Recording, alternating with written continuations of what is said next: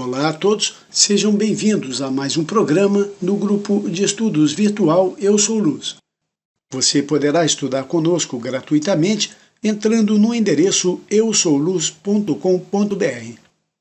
Hoje com mais um programa Rádio Ensinamentos dos Mestres Ascensos.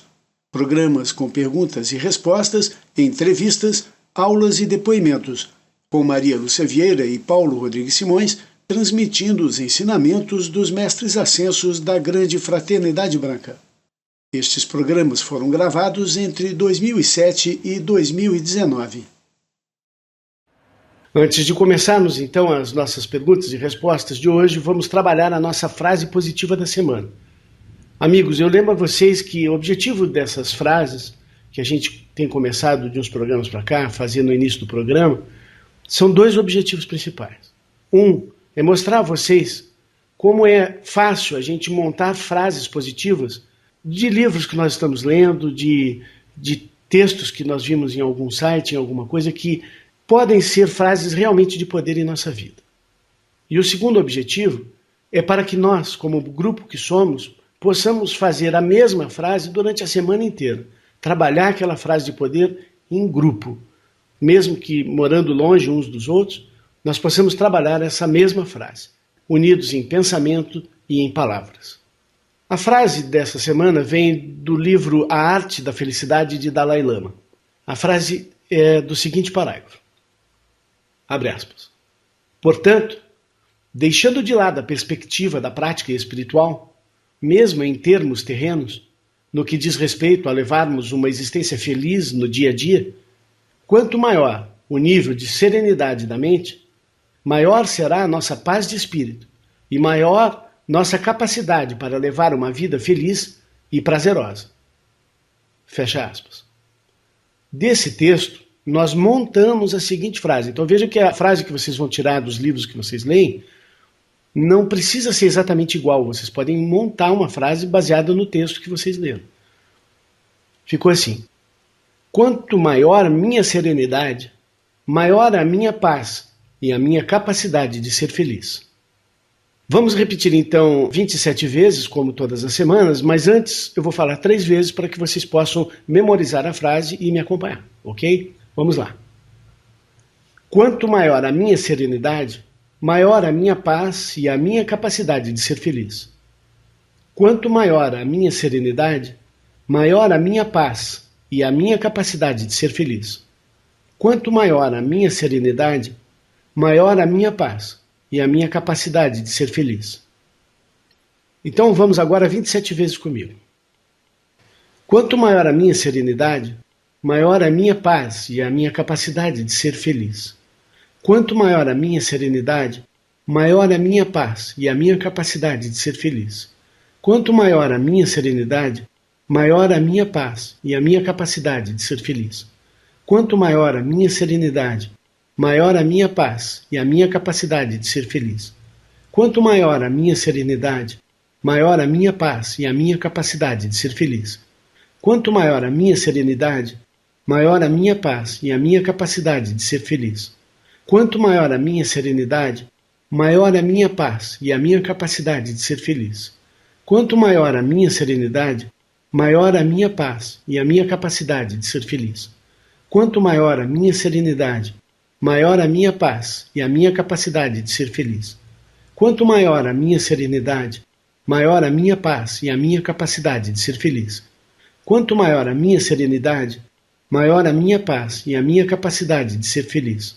Quanto maior a minha serenidade, maior a minha paz e a minha capacidade de ser feliz. Quanto maior a minha serenidade, maior a minha paz e a minha capacidade de ser feliz. Quanto maior a minha serenidade, maior a minha paz e a minha capacidade de ser feliz. Quanto maior a minha serenidade, maior a minha paz e a minha capacidade de ser feliz. Quanto maior a minha serenidade, maior a minha paz e a minha capacidade de ser feliz. Quanto maior a minha serenidade, maior a minha paz e a minha capacidade de ser feliz. Quanto maior a minha serenidade, maior a minha paz e a minha capacidade de ser feliz. Quanto maior a minha serenidade, maior a minha paz e a minha capacidade de ser feliz. Quanto maior a minha serenidade, maior a minha paz e a minha capacidade de ser feliz. Quanto maior a minha serenidade, maior a minha paz e a minha capacidade de ser feliz. Quanto maior a minha serenidade, maior a minha paz e a minha capacidade de ser feliz. Quanto maior a minha serenidade, maior a minha paz e a minha capacidade de ser feliz. Quanto maior a minha serenidade, maior a minha paz e a minha capacidade de ser feliz. Quanto maior a minha serenidade, maior a minha paz e a minha capacidade de ser feliz. Quanto maior a minha serenidade, maior a minha paz e a minha capacidade de ser feliz. Quanto maior a minha serenidade, maior a minha paz e a minha capacidade de ser feliz. A primeira pergunta de hoje vem do Antônio de Portugal. É o povo da língua portuguesa em vários países do mundo participando do nosso site, né, Maneus? Que legal isso. Muito bom. O Antônio diz: bom dia, amigos da Luz de Deus. A minha pergunta é: os decretos feitos ao conduzir em português de Portugal é dirigir, tem o mesmo efeito quando fazemos sentado, com os pés no chão? Por que nas igrejas católicas os padres não falam da chama violeta e da reencarnação? Por que não divulgam os ensinamentos da grande fraternidade branca? Penso que a Igreja Católica, ao divulgar os ensinamentos da grande fraternidade branca, estariam a minimizar, em grande escala, o sofrimento e a dor de muita gente, pois grande parte da população mundial são de religião católica. Obrigado e que a paz do Cristo esteja entre nós. Antônio Vieira, de Portugal. Meu caro Antônio, você é meu xará no sobrenome, hein, Vieira? Bem, Antônio, o poder e valor do decreto não está no local onde o fazemos. O que torna o exercício da palavra sagrada mais efetivo é um conjunto de fatores, todos internos. Depende da consciência e compreensão das leis, depende da devoção, do amor, da concentração e visualização. Para o nosso decreto ser aceitável a Deus, é preciso que o motivo da nossa oração e pedido seja puro. O mesmo pedido pode ser válido ou inválido, depende do motivo. Por exemplo, se o indivíduo pede uma residência maior e melhor para dar mais conforto à sua família, está correto. No entanto, se ele pede a mesma casa para satisfazer seu ego e orgulho, então seu pedido não será bom aos olhos de Deus. O local onde oramos ou decretamos não importa, porque nosso corpo é o verdadeiro templo e a igreja construída sem mãos. Você pode decretar conduzindo seu carro ou fazendo qualquer trabalho mecânico. O que importa é a pureza dos seus pensamentos e sentimentos. Entretanto, o altar em casa é um local consagrado a Deus, e o altar é consagrado pela devoção diária. Uma casa onde existe um altar a Deus, ela tem especial proteção contra tornados, que estão acontecendo muito no Brasil, ciclones ou qualquer outra calamidade. Onde foi entronizado um altar a Deus, as forças do mal não têm poder.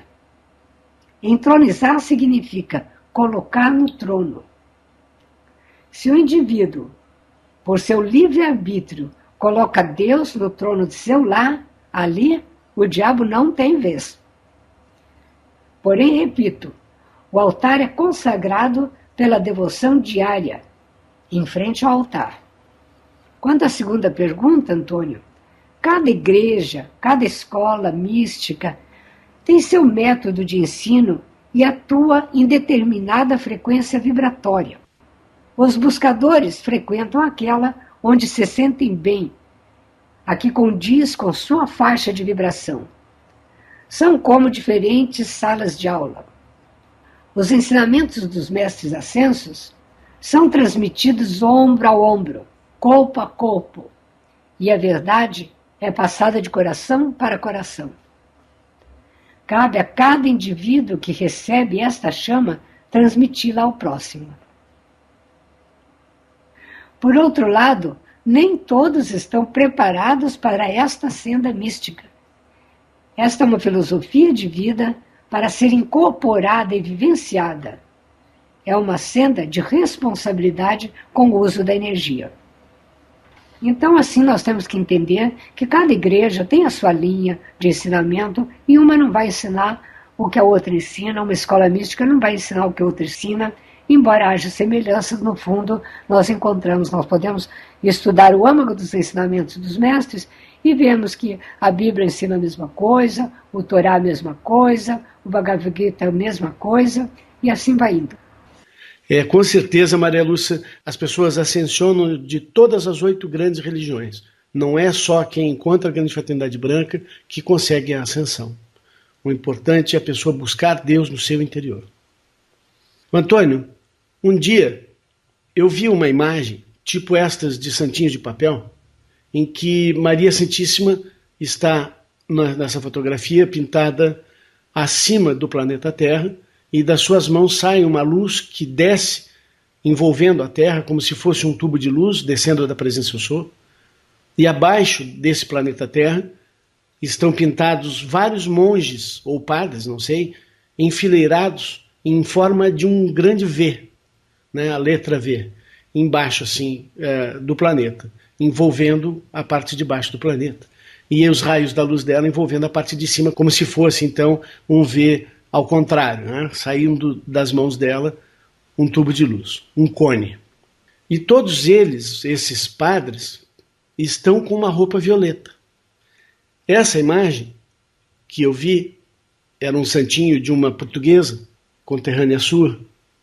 Ela então me disse que esta imagem está em uma parede de uma igreja em Portugal. Não sei se é Lisboa, onde é de Portugal, mas em Portugal.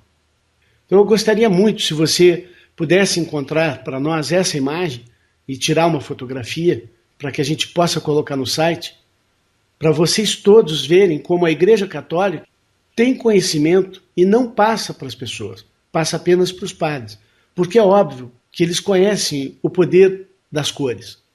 Vocês todos viram os cardeais quando, na escolha do novo Papa, cada grupo de cardeal com cores diferentes, uns violetas, outros rubi, outros preto, cada um com a sua cor. Então nós vemos que essas religiões sabem mais do que transmitem aos seus seguidores. Uma amiga minha orava muito, muito, muito para que sua família, que era evangélica, viesse para os ensinamentos. E não conseguia. Ela pedia muito a Saint Germain essa graça.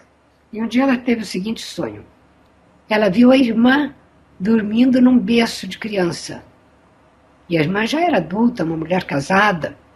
Então ela compreendeu a mensagem de Saint Germain. A irmã ainda era uma alma imatura para os ensinamentos dos mestres ascensos. Que ela deixasse a irmã tranquila na sua religião evangélica, onde ela estava tão bem.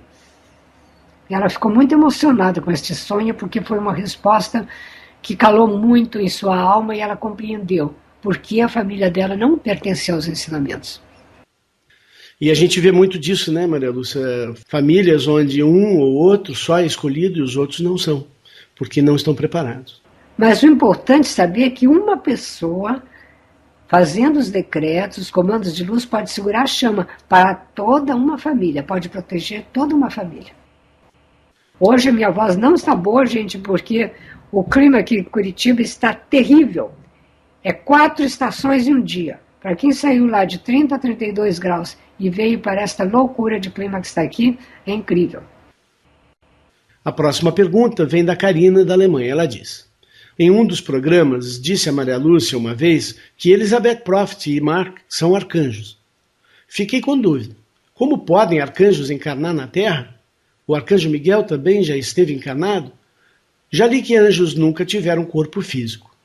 Eu fiquei pensando nisso e agora fiquei confusa. Maria Lúcia, por favor, pode me elucidar mais essa informação? Muito obrigada, Vitória, na luz de Deus, que nunca falha, Karina. Karina, querida, sim, anjos podem encarnar na Terra. Eles vêm para ajudar a evolução espiritual da humanidade. Geralmente, encarnam como músicos, professores ou serventes, de várias formas. Certa ocasião, eu morava no Rio de Janeiro e fui procurada lá pelas 9h30, 10 da noite, por uma pessoa que eu conhecia assim vagamente. Ela pediu-me que a recebesse, pois estava muito angustiada, ela estava muito sofrida. Quando esta jovem chegou e entrou na minha casa, eu tive uma certeza interior muito forte que ela era do reino angelical. Pude observar como um anjo sofre para cumprir sua missão neste mundo, onde há tanta incompreensão, tanto ódio, indiferença, descaso e desamor. Onde as famílias se degladiam ao invés de se proteger pela força do amor e da harmonia. O amor em família é uma grande proteção. Esta jovem era musicista, organizava corais, trabalhava com crianças, era mística. E ela sofria muito com a indiferença da sua família. Ela vivia só em um apartamento em Copacabana. Ela amava a família, apesar de todo o descaso que tinham com ela. Amava os alunos, as crianças, amava o canto. Ela cantava muito bem, amava a música e amava a Deus. Ela já não está mais entre nós. E assim, gente, Deus me mostrou como nós precisamos orar e proteger os anjos que estão encarnados aqui neste planeta. A carga de eflúvia humana é muito pesada para eles. Os anjos são serventes dos filhos de Deus. Eles servem aos filhos de Deus e servem aos mestres ascensos. Os mestres ascensos têm legiões e legiões de anjos a seu serviço.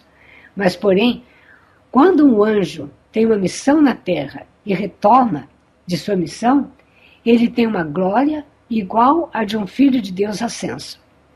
Os anjos, Karina, não têm nenhum senso de separação de Deus. É completa a união deles, porque eles são uma extensão de Deus, eles são um raio de Deus atuando. Agora, quando eles encarnam, se eles se mantêm trabalhando pela luz e na missão pela qual eles nasceram para cumprir, então eles têm uma fé, uma devoção, uma compreensão divina muito maior do que os humanos em evolução. Agora, que fique claro uma coisa.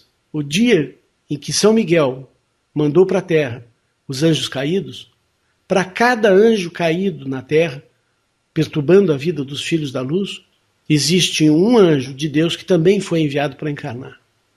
E mais uma coisa, cada anjo que encarna na Terra passa a ter, a partir daí, a chama trina no coração.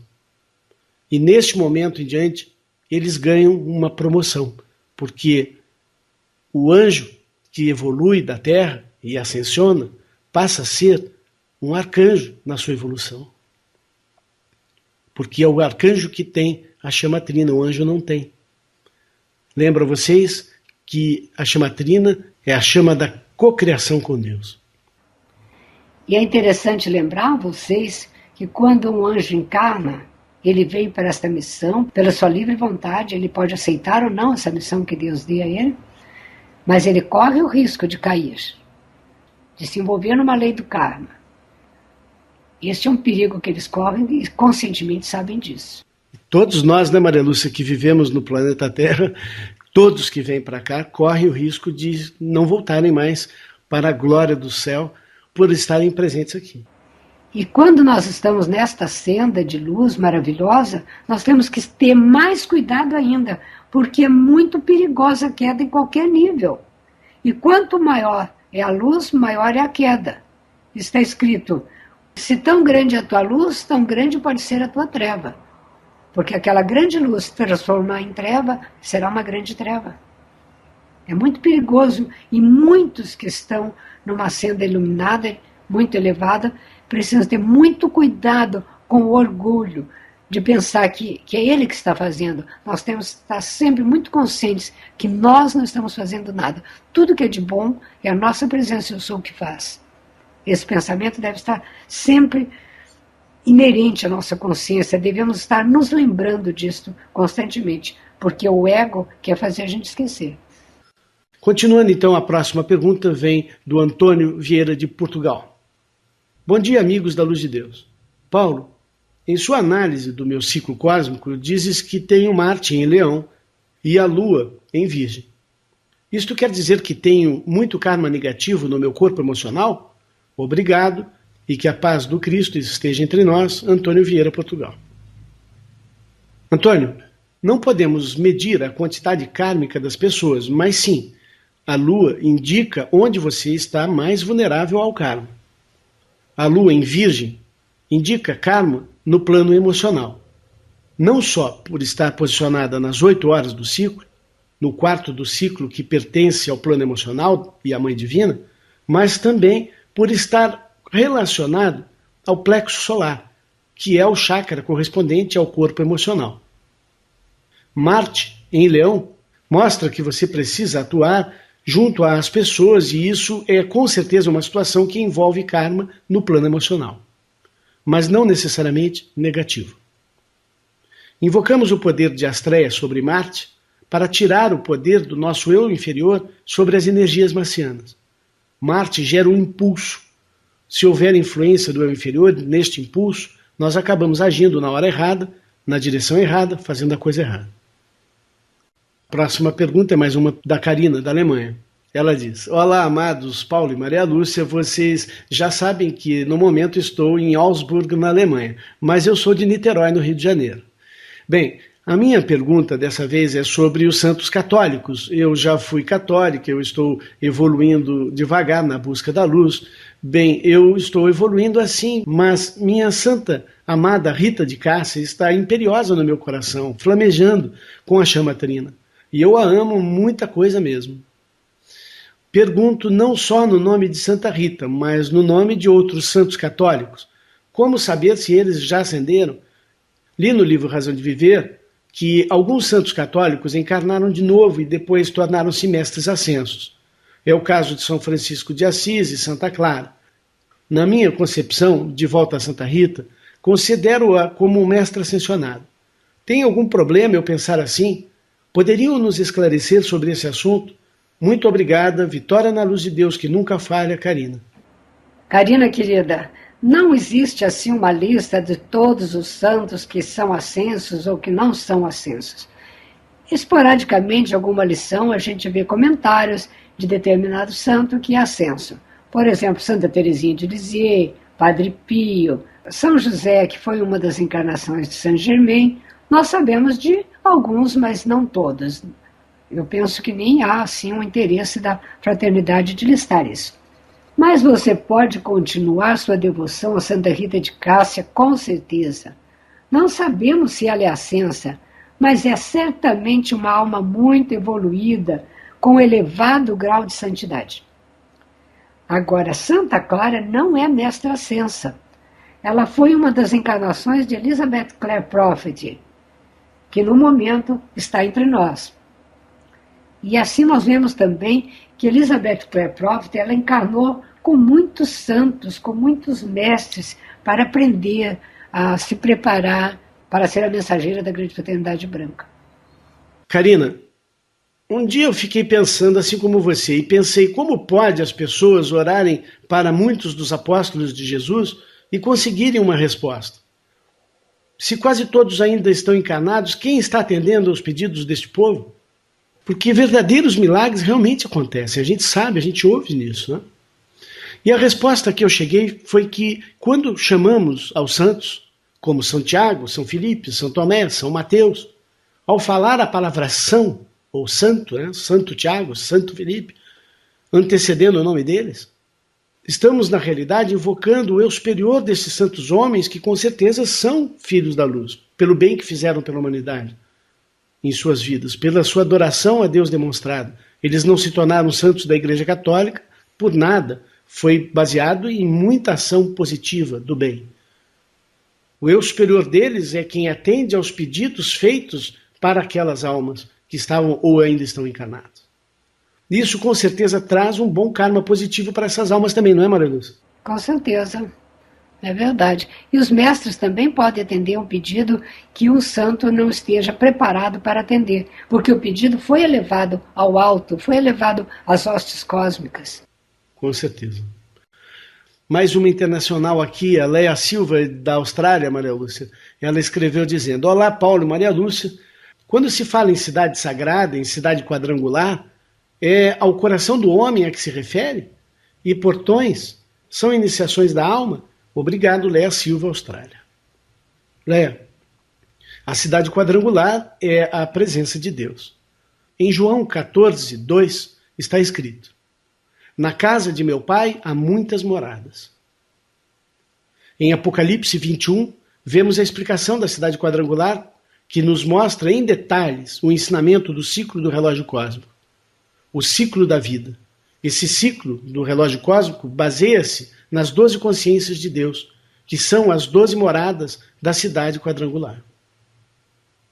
Abre aspas. 21:9. E veio a mim um dos 7 anjos que tinham as 7 taças cheias das últimas 7 pragas, e falou comigo, dizendo: vem, mostrar-te-ei a esposa, a mulher do Cordeiro. E levou-me em espírito a um grande alto monte, e mostrou-me a grande cidade, a santa Jerusalém, que de Deus descia do céu. E tinha a glória de Deus, e a sua luz era semelhante a uma pedra preciosíssima, como a pedra de jaspe, como o cristal resplandecente. E tinha um grande e alto muro com 12 portas, e nas portas 12 anjos, e nomes escritos sobre elas, que são os nomes das 12 tribos dos filhos de Israel. Do lado do leste tinha 3 portas, do lado do norte tinha 3 portas, do lado do sul tinha 3 portas, do lado do oeste 3 portas. Parando aqui a leitura, vocês vejam, 3 portas são as 3 casas que tem em cada quadrante do ciclo do relógio. Continuando. E o muro da cidade tinha 12 fundamentos, e neles os nomes dos 12 apóstolos do Cordeiro. Parando aqui de novo a leitura. Elizabeth Prophet, em seu livro, ela coloca o nome dos apóstolos em cada uma das horas das linhas do relógio cósmico. Continuando. E aquele que falava comigo tinha uma cana de ouro para medir a cidade e as suas portas e o seu muro. E a cidade estava situada em um quadrado, e o seu comprimento era tanto como a sua largura. E mediu a cidade com a cana até 12.000 estádios, e o seu comprimento, largura e altura eram iguais. Mais um comentário. Vejam que a cidade estava situada em um quadrado. Na realidade, a base do relógio cósmico é a Mãe Divina, que é representada por um chakra de 4 pétalas, quadrado. Continuando de onde eu parei. E mediu o seu muro de 144 côvados, conforme a medida de homem, que é a de um anjo. E a construção do seu muro era de jaspe, a cor rubi, e a cidade de ouro puro, semelhante a vidro puro. E os fundamentos do muro da cidade estavam adornados de todas as pedras preciosas. Primeiro fundamento era a jaspe, o segundo safira, que é cor azul. O terceiro calcedônia, é um branco rosado. O quarto esmeralda, é um verde. O quinto sardônica, é um branco. O sexto sárdio, é um castanho avermelhado. O sétimo crisólito, um amarelo ouro. O oitavo berilo, azul ou verde claro. O nono, topázio, é um vinho ou amarelo claro, dependendo da pedra. O 10º, crisópaso, é o verde claro. O 11º é jacinto, é um rubi também, um vermelho. O 12º, ametista, é o violeta. E as 12 portas eram 12 pérolas. Cada uma das portas era uma pérola. Cada pérola representando um dos chakras. E a praça da cidade de ouro puro, como vidro transparente. E nela não vi templo, porque o seu templo é o Senhor Deus Todo-Poderoso e o Cordeiro. Quer dizer, o próprio corpo, né, é o templo que Maria Lúcia estava falando. E a cidade não necessita de sol nem de lua para que nela resplandeçam, porque a glória de Deus a tem iluminado e o Cordeiro é a sua lâmpada. E as nações dos salvos andarão à sua luz, e os reis da terra trarão para ela a sua glória e honra. E as suas portas não se fecharão de dia, porque ali não haverá noite. E a ela trarão a glória e honra das nações. E não entrará nela coisa alguma que contamine e cometa abominação e mentira, mas só os que estão inscritos no livro da vida do Cordeiro. Terminando então a leitura, que foi Apocalipse 21, de 9 a 27. Então vejam vocês que a cidade quadrangular é a presença eu sou e o corpo causal lá em cima, e que para chegar até ela só é possível através do Cordeiro, que é o Cristo. É preciso compreender que a nossa consciência é um círculo.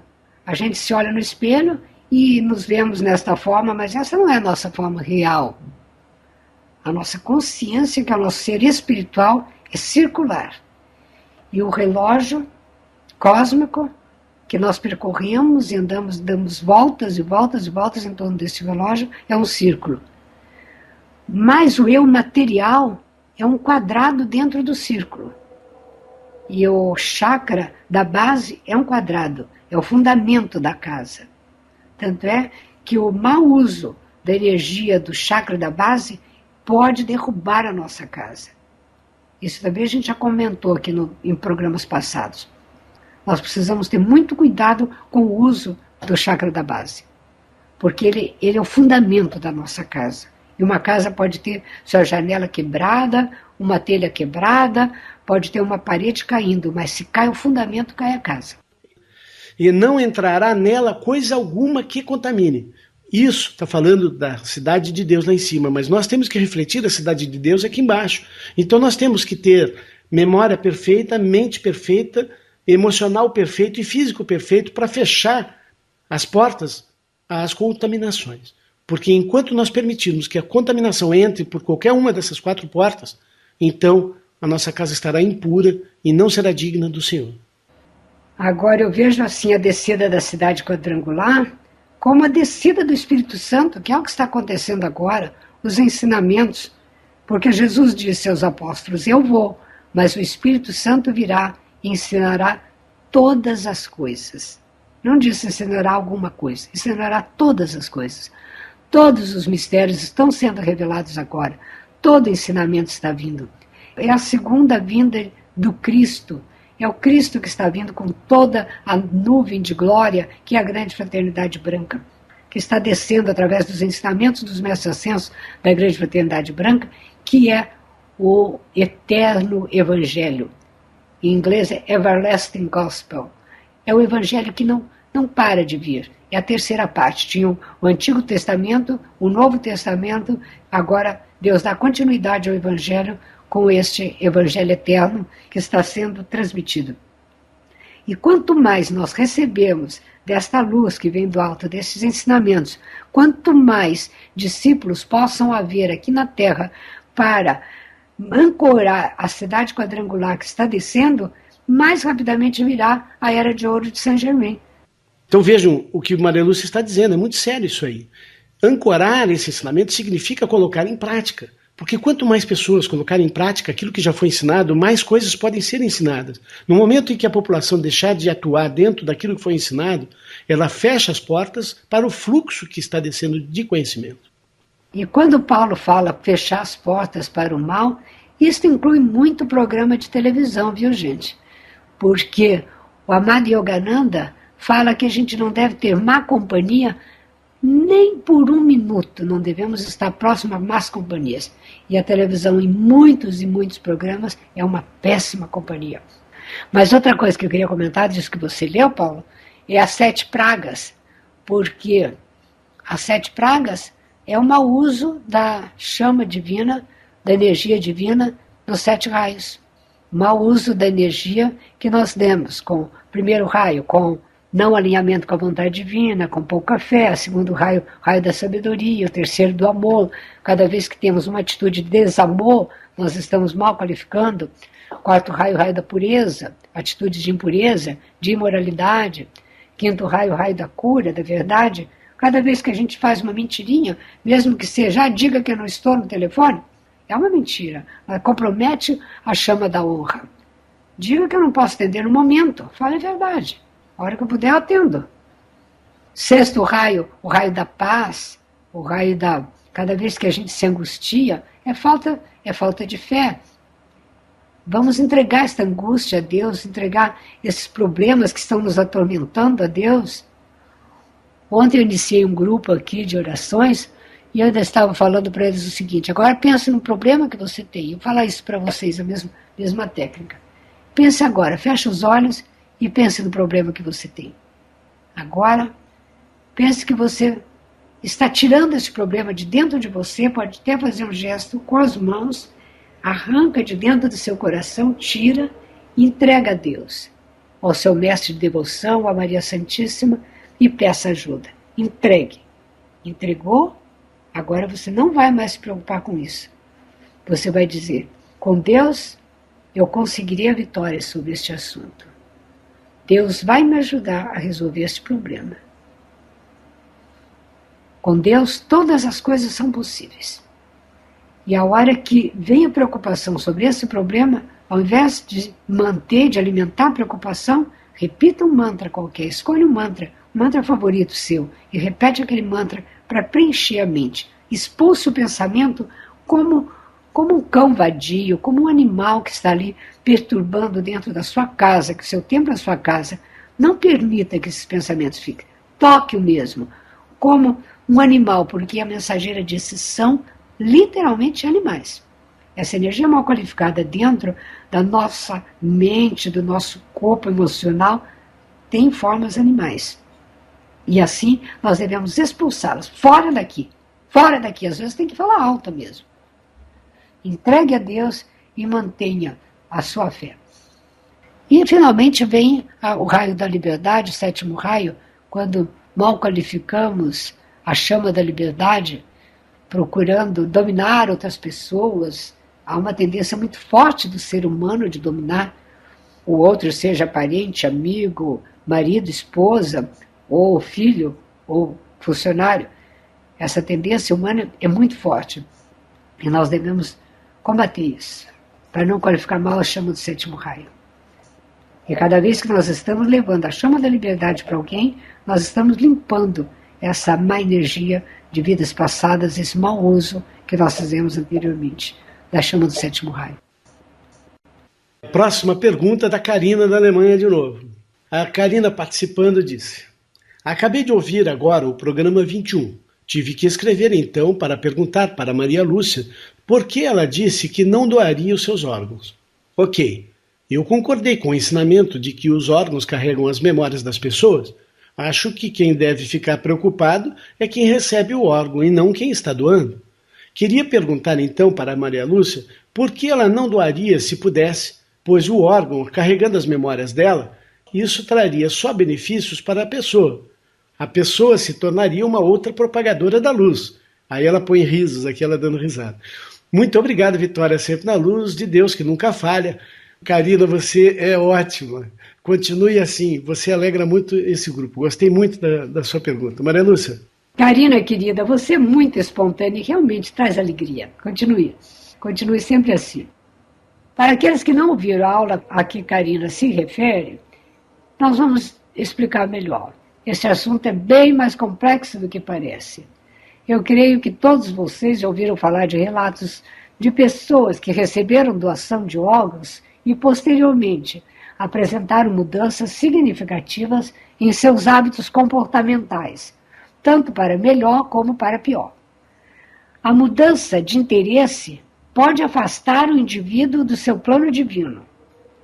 Interesses aparentemente insignificantes podem levar a pessoa a grandes realizações. Como é que fica a lei do livre-arbítrio quando o indivíduo recebe um órgão estranho, carregado de memória de hábitos estranhos? Quais serão as consequências kármicas, cósmicas e do plano divino? Há poucos anos, um conhecido nosso faleceu. Ele era um católico fervoroso e seu coração foi doado. Quem recebeu o órgão era evangélico, praticante, também muito devoto. E pouco tempo depois, ele mudou de religião, tornando-se católico. Eu achei isso impressionante. E como é que fica então, gente, o sagrado direito de liberdade religiosa? Eu considero isso gravíssimo. Outro aspecto muito importante a considerar é que nós somos responsáveis pela energia que Deus nos dá. Se você emprestar ou der uma arma ao amigo e ele machucar ou assassinar alguém com essa arma, então você terá que responder na justiça terrena. Assim é também no alto.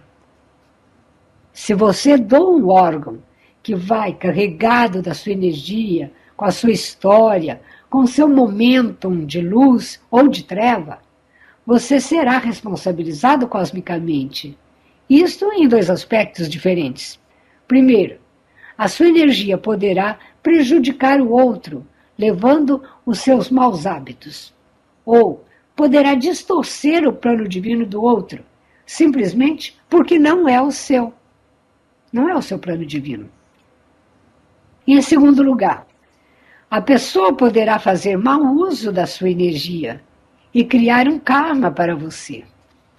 Está nela, mas a energia é sua. Está escrito que nós temos que prestar contas de cada vírgula e cada jota da lei. Nós precisamos transmutar 51% da energia que Deus nos deu para podermos subir ao retiro do Mestre Serapis Bey. Lá o estudante continua a trabalhar em grupos e para a transmutação do restante 49%. Não basta transmutar 50% para ser elevado ao retiro de Serapis Bey. Não pode faltar nenhum décimo, é 51%. E, além disso, cumprir o plano divino. Agora me digam como é que fica se nós deixamos para trás um órgão carregado de energia que não sabemos como será usada. Karina, creio que agora você compreende por que não quero doar meus órgãos. Deus deu um diferente talento a cada filho. Se você não cumprir sua missão aqui na Terra, ninguém o fará, pois a sua missão é única. Há milhares de formas de propagar a luz de Deus.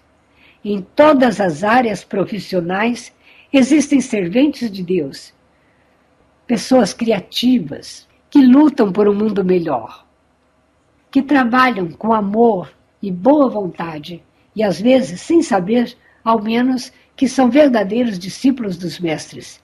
São pessoas que propagam a luz e o amor em várias áreas. A minha missão é minha, a dos outros é do outro. Veja bem, isso é muito grave. Nós propagamos a luz aqui, no nível consciente, vocês estão ouvindo, e vão seguir se quiserem. Mas um órgão dentro do outro afeta o outro internamente. Eu não sei a dimensão disso. E você veja, Karina, voltando à sua primeira pergunta sobre o porco, experiências com órgãos, misturando com órgãos de animais, estão sendo feitas para criar órgãos para seres humanos utilizarem. Até, pelo que eu me lembro, o coração do homem misturando com o coração do porco. Não sei explicar como, mas seja lá como for, é uma parte de um órgão de um animal que vai para dentro do corpo de um ser humano. Isso também é outra coisa inaceitável. É preferível você morrer, ou melhor, deixar, passar desta para melhor, do que misturar o seu corpo com qualquer órgão de animal. Eu, pessoalmente, não aceito um órgão de outra pessoa também. Eu prefiro passar. Porque chega a hora, a gente tem que ir, não adianta. Cada um tem sua hora. Agora, a engenharia genética é uma coisa muito séria e foi uma das causas da queda da Atlântida também, não é, Paulo? Um órgão de animal dentro da pessoa é uma regressão ao plano animal. É uma regressão da evolução humana. É terrível isso. Essa semana eu recebi um e-mail da doutora Giza contando uma notícia de Londres, na Inglaterra, sobre experimento genético, complementando a nossa entrevista que tivemos com ela outro dia aqui. Eu vou ler para vocês, é um trecho curto e bem interessante. A Igreja Católica no Reino Unido lamentou a decisão da Câmara dos Comuns de aprovar a controvertida proposta governamental para permitir a investigação científica com embriões híbridos, produto de combinação de códigos genéticos de seres humanos e animais. a proposta de autorizar embriões híbridos, que forma parte da controvertida lei de embriologia e fertilidade humana, que inclui outras propostas anti-vida e anti-família. Foi passada logo depois de um intenso debate em que 333 representantes votaram a favor e 176 contra. Além da questão dos híbridos, os deputados votaram nesta segunda-feira a favor da seleção de embriões com características genéticas específicas para criar irmãos de cujos tecidos se obteriam células-mãe que poderiam ajudar a curar a irmãos maiores com enfermidades genéticas. A Igreja Católica na Inglaterra publicou dias atrás um documento explicando as razões pelas quais se opõe à investigação com embriões híbridos porque é intrinsecamente imoral, viola os direitos humanos dos seres por nascer e pode dar lugar a monstruosas aberrações. Em abril passado, a Universidade Inglesa de Newcastle se converteu no primeiro centro do país em criar embriões humano-animais, mistura. Os embriões criados a partir da injeção de material genético de humano em óvulos de vaca sobreviveram 3 dias. Vejam que absurdo. É exatamente isso que ocorreu na Atlântida. E é uma coisa que revolta a Deus. Foi a razão da queda da Atlântida, mais forte até do que a música rock, que também foi uma das causadoras. A próxima pergunta, e última do programa de hoje, fecha com a mesma pessoa que abriu o programa, Karina, da Alemanha. Ela diz: Oi, Paulo e Maria Lúcia amados. Tenho tantas perguntas que não consigo esperar para ver se já foram respondidas nos programas que ainda não ouvi. Se eu fizer perguntas repetidas, me digam em qual programa anterior foi respondida. Bem, minha pergunta agora é sobre o filho do nosso amado São Miguel, o Mica. Nas nossas 108 invocações do Arcanjo Miguel aparece o nome dele. Na invocação número 3, Arcanjo Miguel e Mica dê-nos a compreensão da unidade divina. Então eu pergunto, se Mica é o filho do Arcanjo Miguel, com a chama gêmea dele, a fé, poderiam falar um pouquinho mais sobre Mica? Não encontrei mais nenhuma informação sobre ele. Obrigada, queridos, muita luz de Deus que nunca falha para todos nós. Karina, até onde nós sabemos, não existe divórcio por lá. Que imaginação a dela, né, Maria Lúcia? Me desculpe, mas eu não pude deixar de rir um bocado com essa sua pergunta. Mas você é encantadora mesmo. Jamais pensaria que Mica não fosse filho de São Miguel e Fé. Filhos gerados no céu, como disse Maria Lúcia, só podem acontecer com as chamas gêmeas. E eu tenho certeza disso. Mas não leve a mal a maneira que estou falando. Acho que as pessoas como você são essenciais em uma sala de aula. Pois é através de gente como você que os mestres mandam as perguntas que ninguém tem coragem de perguntar. Mas muitos têm dúvida em seus corações. E o que acontece é que isso nos leva a pesquisas, não é, Paulo? E a gente acaba aprendendo bastante com isso. Continue assim, eu adorei seu e-mail. Na Pérola de Sabedoria, Karina, volume 18, número 36, a Arqué Fé, chama gêmea de São Miguel, fala sua mensagem para Elizabeth Prophet. Ela diz, abre aspas, e então, minhas amadas crianças, pela fé, deixem-nos forjar a identidade divina. Deixem-nos ouvir a mensagem de Alfa e saibam que, enquanto cumprimos a palavra de Deus Pai e Mãe, nós seremos a palavra encarnada. Assim como é acima, é embaixo. Nós somos a unidade da divina união. E o nosso filho, Mica, o anjo da unidade, circunda a terra, cruzando as linhas longitudinais. Mica e seus anjos da unidade carregam a espada flamejante para matar os dragões que vagam pelos continentes da mente para dividir e conquistar o corpo de Deus sobre a terra. Fecha aspas.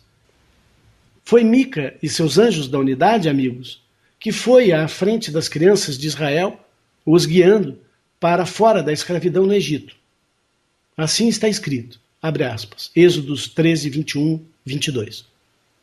E o Senhor ia à frente deles, de dia, numa coluna de nuvem para os guiar pelo caminho, e de noite, numa coluna de fogo para os iluminar, para que caminhassem de dia e de noite.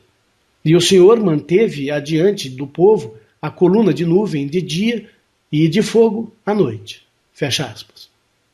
E foi Mica, amigos, o anjo de Deus, como está escrito em Êxodo 14, 19, 22, que se retirou e passou para trás deles, e junto com Mica, a coluna de nuvem, também se retirou da frente deles, e se pôs atrás do povo de Israel, e ia entre os egípcios e o povo de Israel. E a nuvem era trevas para os egípcios que vinham atrás, e para o povo de Israel, que ia à frente, era a luz que clareava a noite. De maneira que em toda a noite não se aproximou um do outro. Então Moisés estendeu a sua mão sobre o mar, e o Senhor, através do seu anjo Mica, fez retirar o mar por um forte vento toda aquela noite, e as águas foram partidas, e o mar tornou-se em um caminho seco.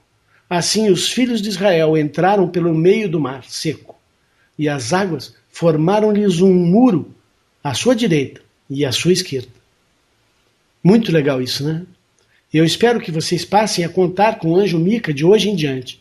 Eu vou. Podemos pedir a Mica, por exemplo, para que mantenha a família unida. Ou ainda, a empresa onde trabalhamos.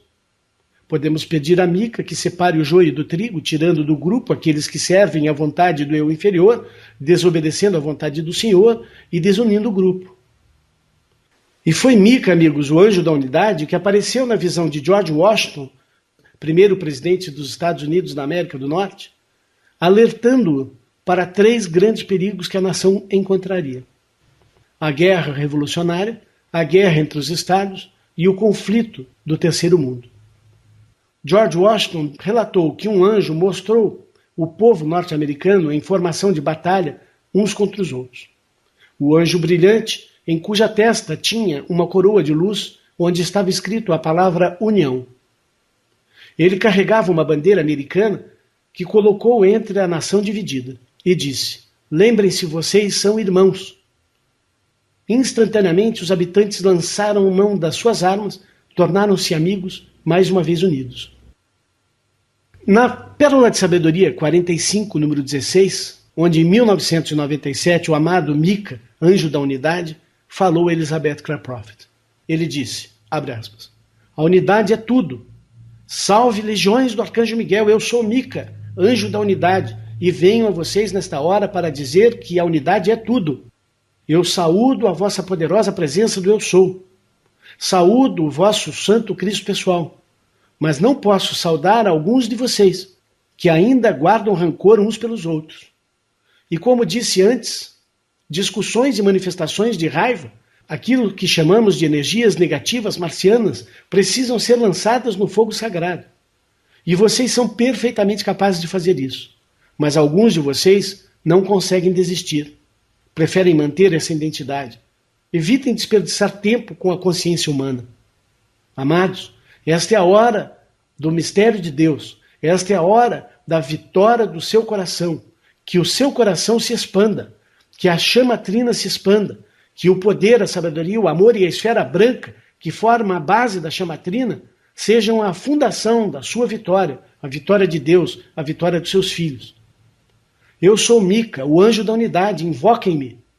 Tenho números incontáveis de anjos sob o meu comando. Darei aquilo que estiver pedindo, desde que esteja de acordo com a vontade de Deus.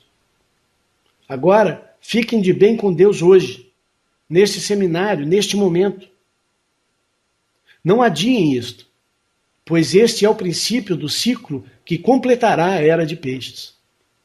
Portanto, usem todos os recursos e iniciem o caminho para essa vitória gloriosa, mas não sem olhar para trás, desembainhando a espada mais uma vez e perseguindo esses caídos até que eles não só tremam, mas também encolham e sequem. Pois o fogo de Deus é a manifestação da espada celestial dos arcanjos celestiais. Inclinam-me perante a luz do meu Pai, o Arcanjo Miguel. Possam vocês apreciar o tremendo trabalho que fazemos em benefício dos filhos da luz. Pois eu sou do primeiro raio, sou da primeira ordem de anjos sob o comando dos arcanjos, e visito-os nas horas de sono, treino-os, levo-os aqui e ali de volta ao coração da amada Mãe Maria. Fecha aspas. Amigos, eu quero dizer a vocês que essas leituras das Pérolas da Sabedoria são pequenos trechos das imensas pérolas. Esses ditados que os mestres, os anjos, os arcanjos, os Elohims dão para os mensageiros levam 1 hora de ditados, 40, 50 minutos, 1 hora e pouco de ditado com muita informação. para quem pode adquirir as Pérolas da Sabedoria na Summit Lighthouse e ler todos os ditados, é muito bom. Nós aconselhamos. E os livros da autoria de Elizabeth Clare Prophet e Mark Prophet também são compêndios de pérolas de sabedoria, são todos maravilhosos. Mais uma última Pérola de Sabedoria de Mika, volume 5, número 40, de outubro de 1962, que eu vou ler para vocês um trechinho aqui. Está escrito, abre aspas, ó povo da terra, o que vocês sabem sobre o mundo dos anjos? O que vocês sabem sobre esses imortais filhos do fogo que nunca foram submetidos às grosserias da mortalidade? Podem vocês elevar-se em seus mais elevados pensamentos e alegrias à essência de nossos sentimentos? Venha então, partilhe do pão do céu, partilhe do pão angélico da unidade divina. Eu sou Mika, filho de Miguel e filho da luz. Produzir as harmonias do céu sobre a terra é o meu serviço à vida. Fecha aspas. Lindo, né? Uhum. É realmente maravilhoso isso que você leu sobre Mika e desenvolve uma fé grande da gente nesse anjo, não é? Porque com essas palavras vem também junto a luz dele, que entra em nossos corações, por isso o efeito é tão grande. Não é porque você está lendo, está falando, mas é a luz de Mika, do anjo Mika, que brilhou nesse momento enquanto você falava. Mas eu queria explicar porque muita gente me pergunta, mas o que é lançar no fogo sagrado as energias discordantes, os ódios, enfim, os problemas internos que nós tenhamos? Que você falou ali agora há pouco, que Mika manda lançar no fogo sagrado. Tudo aquilo que é anti-divino e nocivo. Praticamente falando é o seguinte, quando você vai fazer seus decretos, seja de chama violeta, do arcanjo Miguel, do raio dourado, após o preâmbulo você diga, você tem que tirar isso de dentro de você, porque por mais que você ore, se você não pede, por exemplo, se você tem o hábito de rancor, de mágoa de alguém, ressentimento, se você não lançar este ressentimento no fogo sagrado, o mestre não irá tirá-lo de você, porque ele respeita a lei do livre-arbítrio. Você tem que entregar, olhe, Saint Germain, eu tenho este ressentimento, esta mágoa do fulano de tal, e não estou conseguindo me libertar disso. Por favor, me ajuda, eu tiro de mim, eu entrego para você esta energia. E para isso tem que dar um nome. O nome é um código. É importante dar um nome. Seja raiva, seja tristeza, seja mágoa, seja o que for. Você tem que denominar e entregar ao mestre. Mestre tal, eu te entrego, por favor. O arcanjo Miguel, corta com a tua espada. Saint Germain, transmuta. Astreia, coloca o teu círculo espada de chama azul em torno desta energia tal. Denomina energia. Aí você consegue se livrar. E expulsa energia também. Diga, fora daqui. Isto foi uma criação tua. E você tem o poder de eliminá-la. Ninguém mais tem esse poder. Muitas vezes, além de pedir ao mestre, a gente tem que expulsar ainda, porque são entidades. Tem aquilo, tem entidade daquilo. Se tem ódio, tem entidade de ódio, demônio de ódio. Tem que expulsar, fora daqui. Aquela aula, como abençoar a sua casa, eu explico bem esse ponto de expulsar essas energias discordantes da nossa casa. Maria Lúcia, eu ia responder o e-mail da Leoneide, que me escreveu pedindo socorro aqui essa semana, mas eu ia responder no próximo programa, mas eu resolvi, cabe direitinho agora aqui. É o seguinte, a Leoneide vinha sendo atacada por espíritos obsessores sexuais durante a noite e depois de começar a fazer os decretos para as treias, invocações, ela se libertou e agora ela diz que não é mais uma entidade que está perturbando ela, mas sim um espírito de um desencarnado que, quando ela vê, ela está dormindo lá do lado dela e ela não sabe o que fazer. Então, esse ensinamento que Maria Lúcia acabou de dizer é o que eu ia dizer para você na semana que vem. Você precisa entregar, pegue tudo que tem de ruim na sua casa e ponha no fogo sagrado. Entregue. Você tem um indivíduo, mesmo que seja em sonho ou em sentimento, que está abusando de você ou da sua paciência, do seu bem-estar, da sua tranquilidade, da sua harmonia na sua casa, você pode e deve entregar no fogo sagrado. Você pegue essa entidade que você tem na sua mente e ponha no fogo sagrado, entregue, depois do preâmbulo da invocação Astreia, no início do decreto de Astreia, você diga, Astreia, leve daqui esta alma perdida que está perturbando a minha casa, eu peço a purificação do meu ambiente imediatamente eu me recuso a ter essa entidade dentro da minha casa. Tem que haver, né, indignação, não é, Maria Lúcia? Tem que haver indignação e entonação. Eu me lembro que uma ocasião havia uma pessoa no nosso grupo e ela era tão delicada, tão meiga, e uma ocasião queixando dessas forças negativas na casa dela. E eu disse para ela, mas você é tão educada que eu acho que você é capaz de dizer, por favor, seu demônio, sai daqui. Então, mas assim não funciona, tem que falar com autoridade. Por exemplo, você tem que saber que você é dona da casa. Se você falar para um cachorro fora, saia, numa entonação assim suave, ele não vai obedecer, não é? É a mesma coisa. Você tem que assumir a tua autoridade, da dona dessa casa, dona da sua energia, responsável. Se tiver um animal, se tiver uma pessoa de fora que adentra a sua casa, o que você vai dizer? Fora daqui! Já! Chega! Maria Lúcia, eu entrei na minha casa, eu morava em Curitiba, entrei, fechei o portão, quando eu olho no meu jardim, um Doberman imenso dentro do meu jardim. E eu pensei, eu vou pular o muro, vou sair correndo daqui. Eu pensei, por que eu vou fazer isso? Eu sou dono da minha casa, abri o portão e falei para ele, sai daqui, fora daqui. E ele baixou a cabeça e saiu. Mas você falou com uma entonação forte, de energia. Forte. Se você falasse fora daqui, Doberman, educadamente, assim, sim. Por isso que imprimir energia, força energética. O trabalho de decretos nos ensina dinamismo, ritmo, força. Leonide, então veja, você tem que se colocar dentro do seu quarto, onde você está sendo atacado, e dizer, saia daqui imediatamente, em nome de Jesus, e eu comando São Miguel Arcanjo que venha aqui agora e liberte a minha casa desses invasores espirituais, porque eu sou luz, e aqui é lugar da luz, e somente energias de luz podem estar aqui, com a graça de Deus, amém. Põe energia no seu pedido. E acredite nisso, se você chamou o Arcanjo Miguel, se você chamou a Astréia, eles virão. Eu acredito fielmente. Então é assim, você chama o Arcanjo Miguel, você chama a Astréia e confia que eles vão tirar. Nós vamos terminar hoje o programa fazendo uma invocação para a proteção da Amazônia. Vocês podem acompanhar, ela está lá no botão de invocações, é a última invocação colocada na lista. Enquanto vocês fizerem essa invocação, visualizem uma luz azul protetora sobre toda a bacia amazônica.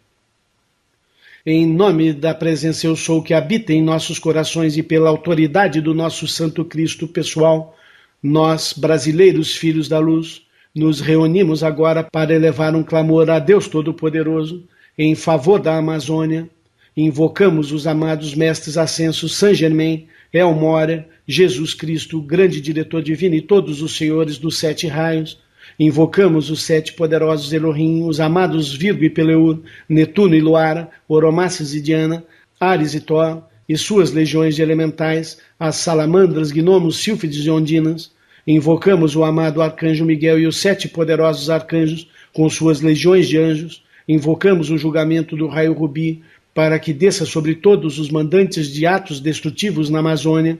Nós, brasileiros, comandamos a proteção divina imediata para toda a bacia amazônica, a floresta, os rios, a vida animal, vegetal e mineral, e comandamos as poderosas espadas do fogo azul do Arcanjo Miguel e Mica, para que cortem todas as conexões e parcerias daqueles que se unem para desmatar a floresta e roubar as riquezas minerais e vegetais da Amazônia. Decretamos aos Elohim Astréia e pureza, para que coloquem seu círculo e espada de fogo azul e branco em torno de todos aqueles que abusam de seus cargos de poder, autorizando o desmatamento e a destruição da Amazônia. Decretamos aos amados Elohim Ciclopéia e Virgínia, para que revelem todas as mentiras e todos os esquemas de grupos que dilapidam as riquezas da Amazônia. Em nome de Sanat Kumara, nós exigimos o julgamento do fogo sagrado para todos aqueles que, direta ou indiretamente, contribuem para o desmatamento e a destruição da Amazônia. Comandamos o amado Arcanjo Miguel para que proteja, direcione e dê forças a todos aqueles que lutam e dão suas vidas para proteger a Amazônia. Invocamos todo o espírito da grande fraternidade branca para selar este chamado de proteção e julgamento, para que seja realizado de acordo com a vontade de Deus e somente a vontade de Deus. Assim seja em nome do Pai, da Mãe, do Filho e do Espírito Santo. Amém. Amém.